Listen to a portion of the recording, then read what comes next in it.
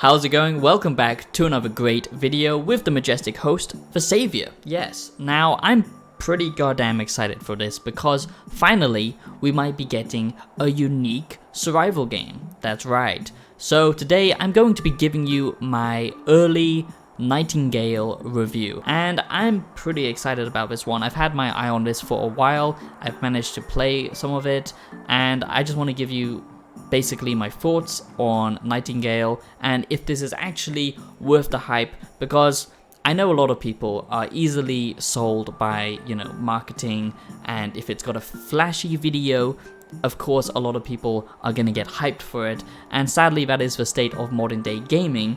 But I hope I can draw attention to the realities of this game, good and bad. The recent gameplay footage shown off by Nightingale and the official developers and stuff make this game look very polished, very shiny, and very beautiful. But please do remember that this is the day and age of modern day gaming, okay? And like I said just a second ago, it's all about marketing. It's all about, giving it to the right sources, the right outlets like IGN and stuff like that, who are happy to shill a game if there's profit to be made. And the same with a lot of YouTubers who don't have much integrity and basically praise games in previews and then do a 180 when they aren't being paid to talk about it. So I try and give you my honest impressions on this game, and I don't think it's a bad game. In fact, I think it's very good, but there are some things that you need to be aware of, so make sure you do watch until the end of this video, because there's some stuff that hasn't been talked about, and I hope to tell you everything in this Nightingale review. Realm Walker, your path forward is winding and full of terrors.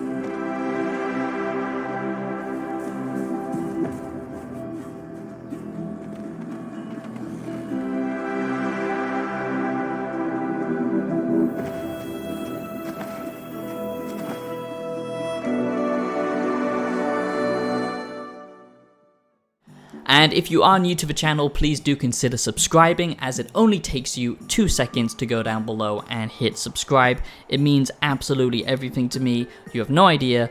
I put so much effort into my videos. I try and do little skits now. I try and, up the editing, the production quality, the lighting, everything. This is pretty much my whole life. That's all I care about is this community, and when I see positive comments down below, it just makes my day, and I'm just always so happy to reply and, just talk with you guys in the comments. For people who really do like what I do, it helps, negate the negative comments that I get sometimes, and I'm always constantly trying to improve. So if you do have any positive or negative feedback, I would encourage it. So yeah, thank you for that, but do consider subscribing. Like I said, become a wise one. If you like early coverage of games coming out day one, then I do early reviews, and I also do deeper video essays on games that I'm absolutely passionate about. Check out my video essay playlist and philosophical content discussing deeper issues around media and life in general, and all that kind of stuff that, we hope to expose on this channel and do some good. So become a wise one and subscribe. And if you really do like what I do, the only quick shilling that I will say on this video, as I'm not sponsored today, is do consider supporting me by dropping a donation, a thank you, or by checking out my music on Spotify. It really does mean so much to me, and that's what helps me as an independent creator stay alive and keep doing this. We're getting so close to 10K, so yeah, any support is appreciated. So here is my Nightingale review, my Nightingale Early Access review, as of course this isn't coming out complete as of yet. It is an Early Access title, and over the years I have been very wary of Early Access titles because there used to be a big rug pull, basically. Nowadays you can trust them a lot more, and I'm happy to say that modern day gaming has finally gotten better in the last few years. AA is finally on the rise. We're getting some new creative ideas instead of just the regurgitated AAA slodge that we've been having for the last decade or so. It feels like it anyway, the last 5 years. Where they just lie to us and it's just broken, false gameplay. We are finally getting back on track, so I'm very happy about that. The survival genre has been pretty played out for a long time, I would say, But Nightingale stands apart from the rest because of its unique art style. That's what most people are going to find interesting about this game. That's what is going to pull them in. But art style only stays interesting for so long, okay? Because the gameplay actually has to be good. So that's what we're going to talk about today.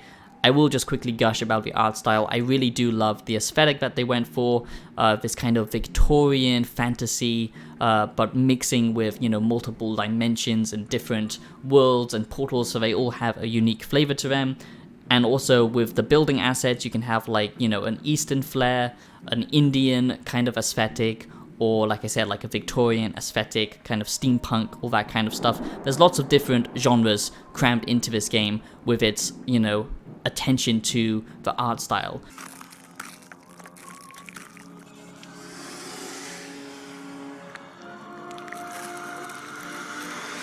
So as I do with all of my reviews, and for this Nightingale game review as well, I'm planning to do the same thing, go into positives and negatives, as we all have different perspectives on what we like, what we dislike, so it's better to do that than give you a random number which tells you nothing. So the first positive of Nightingale, like I said, is just the atmosphere and the world design. It's just very, very unique, and it stands apart from the rest of modern day games. And the next positive, I would say, is the shooting actually feels good. I will talk more about the combat later on, but the combat to me has been a letdown, I would say, because the shooting does feel good, even though sometimes the hit detection is a little bit off. But I will just chuck that up to being early access and, you know, kind of server issues and all that kind of stuff. But when it works, it feels good. The hand-to-hand combat, on the other hand, is absolutely dreadful. It's just bad, okay? It's trying to mimic almost the Warhammer Vermintide Darktide formula of, you know, shoving enemies back and doing heavy swings and short little stabs. And it just fails because it doesn't have impact, it doesn't have weight to it, there's no dismemberment really, even though there are some details that are nice, it just doesn't feel that fluid, and I really hope that gets, you know, fixed, and I'm sure it will, but as it stands, I would go for ranged because melee doesn't feel that good. And for this Nightingale review, bear in mind that this is the early access review, and it's based on the super early build of the game, not even the early access release as of yet. So obviously some things will get ironed out, bugs and stuff like that, so just bear that in mind. So the next positive, I would say, is the fact that the character creator is actually pretty in-depth, and I really do feel like you can create unique characters here. They don't all look like generic presets, which is nice. There's lots of customization, lots of different sliders, where it actually feels like you're creating a unique person. This game is all about customization, okay, with your character, with your loadout, with the worlds that you actually go and explore. But I have to say, the big draw of this game, and I'm going to go back to that again because it is important, if you don't have that, then it's a big issue, because for me, graphics do not matter. A game can look, you know, graphically amazing, but have a very, very boring art style, and it still fails, okay? What makes a game good is its art direction, and I have to say that the skyboxes in this, the assets, sometimes they are reused, of course, but the amount of combinations that you can create because of the realm card system, and just the aesthetic of the kind of world and the creature design, I just think they did an amazing job here, because it truly does feel like a unique fantasy that we haven't seen before. And yeah, the art style is good, although at times it can be barren. It just depends on the world creation, but when it works, when it doesn't feel like it's all, you know, randomly put together by a machine, when it feels like, okay, this is an organic place and the skybox and everything is just right, then the art style will really make you feel that this game is something special. So here I'm going to show you an example, and this is a perfect example of what a real boss fight actually looks like as it stands in the game. Of course, they're not showing this off for good reason, and I don't believe it was just a one-time thing. I've seen other reports of this, but basically, melee combat itself is pretty broken. Like I said, it just doesn't have that much weight, characters don't react that much to the melee combat, but in bosses especially, it's very, very bad. I don't know if this was broken, but I have seen other reports of this, but this needs work, of course, because this boss fight is a complete joke. The enemy just stands in place. it moves maybe, you know, like a little bit and then does one attack and then stops, and then you just hit it repeatedly. And it's not just in this instance, this could be a bug, but I just don't think that it's ready as it stands. Even early access, I think this is a little bit disappointing, but other enemy encounters just out in the wild, they do work, but bear in mind that this stuff can happen, and yeah, that's not good. Okay, so the next positive is the fact that this game has realm cards, which is such a cool, unique feature. Of course, we all know about multiple universes at this point. It's actually a real scientific, you know, theory that I was subscribed to for a very long time before it blew up in media, because, oh, I'm so smart and I know everything. No, but I'm sure a lot of you guys know about it as well as wise ones who are subscribed.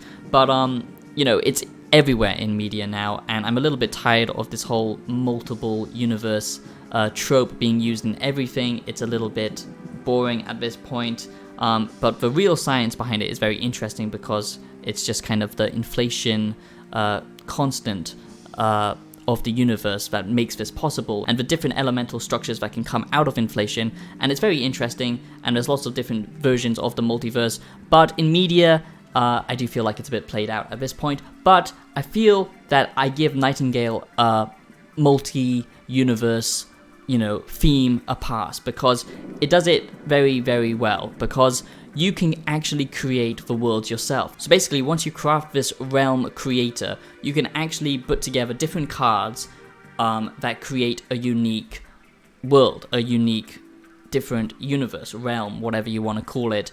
And I really do love that, because you can create the biome, you can add modifiers to it, you know, like how aggressive the enemies will be, what will spawn to some degree, you can do that. The weather and the effects of the place will all change depending on the realm cards that you choose.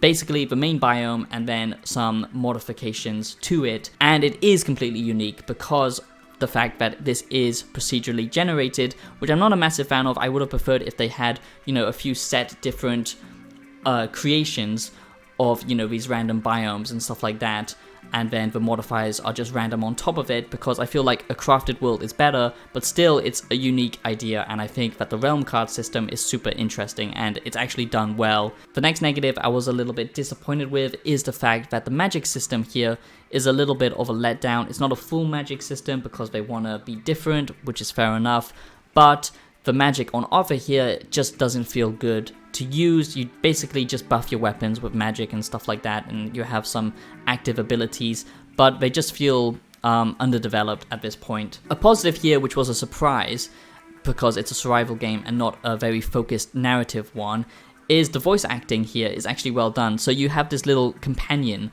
and you can have companions with you, by the way, NPCs to follow you around, which is cool if you want to play single player. It does allow for that, but there are some good quality voice actors in this game, like Puck, for example, and it just makes you feel much more immersed and invested in the world and the lore, even though there's not tons of it.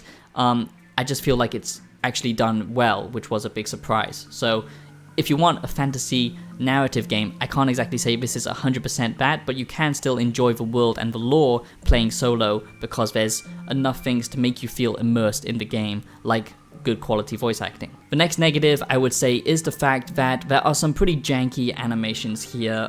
They talk about in the trailers and stuff that this is, you know, a fluid, realistic, you know, just that bullshit gaming marketing stuff that they always have to say, like, if you're finished shooting, you can pull a sword straight out of your asshole and then go into some epic melee combat. You know, that kind of stuff.